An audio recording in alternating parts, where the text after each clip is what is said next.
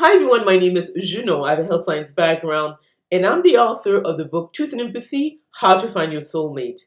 And I'll put a link to the book below. This video is about why INFJs are very loving. But before we dive into this topic, I would like to know who would be interested in a meditation course. I've been meditating for about 30 years daily, and also I've explored energy healing since 2012, so it's been about a decade. And I've combined my understanding of these two modalities to come up with a new meditation technique. Because I've noticed that for many people, meditation is a struggle. So their brain waves are too fast, they're hyperventilating to the mouth, the tongue is the wrong position, they don't know about the optimal resting breath to actually get into a meditative state. So this is something that could be useful for a number of people. This course is going to be offered on 2 dates. The first one is going to be on Tuesday, December the 13th from 7:30 p.m. until 9:30 p.m. Eastern Standard Time. And on the other date is going to be on Sunday, December the 18th from 2 to 4 p.m. Eastern Standard Time. The cost is $50 Canadian per person. If you are interested, please send me an email at jmaceus@sexualhealthsite.info, and in the subject line you put the word meditation and I will send you the details.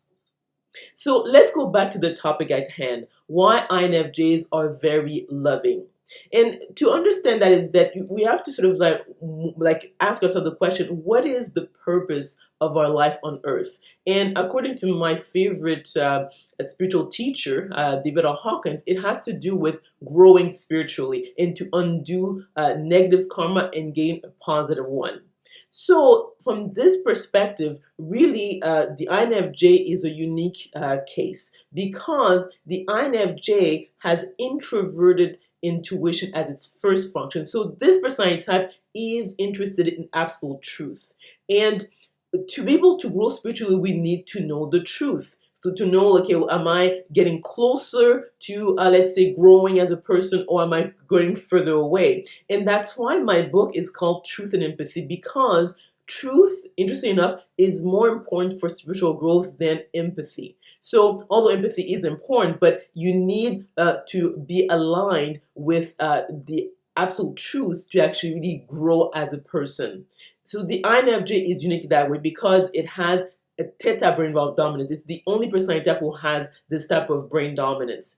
And also it has extroverted feeling as its second function. So this person is also very empathetic, very right brain dominant. Actually, all the personality types that have extroverted feeling as their first or second function stack are the most empathetic because they are the most right brain dominant. So that's the second aspect. And with the INFJ, they have introverted thinking as its third function. So the INFJ is also very interested in internal logic. So they tend to be rather practical, and obviously they are judges, so they like to apply. So these are people who are very much reliable, reachable, hardworking. So what you see with the INFJ is that it is someone who is very much interested in absolute truth, who has very much an empathy for others. So when they make a decision, they're looking at how it impacts others and themselves. And also they have internal logic, and they are the type of people who are doers. So they are the type of people who will implement and make sure that it works long term. So therefore, the INFJ has the most balanced brain. So not only it looks at the world through the lens of being empathetic, also right brain, but also they are practical and logical. So they are a well-developed left brain.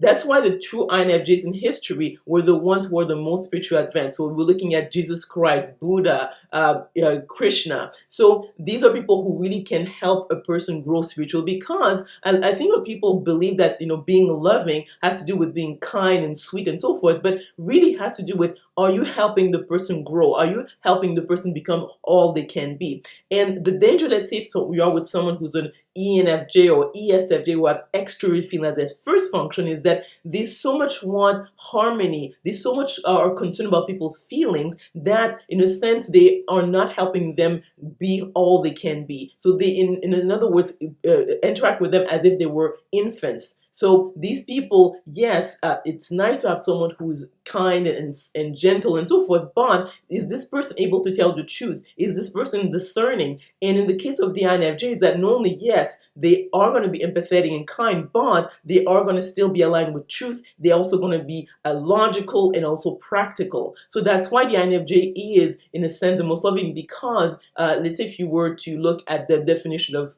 true love, and that's what I talk about in my book, is that it is someone who is a function at a high level of truth. It just has to do with the spiritual truth, and also at a high level of empathy. So the combination of both means that this person is the most loving, and that's why I would say the INFJ personality type is the most loving of all the personality types, because of their commitment to the highest level of truth and also empathy, but they're not the type of people who are going to be enablers of dysfunctional behavior.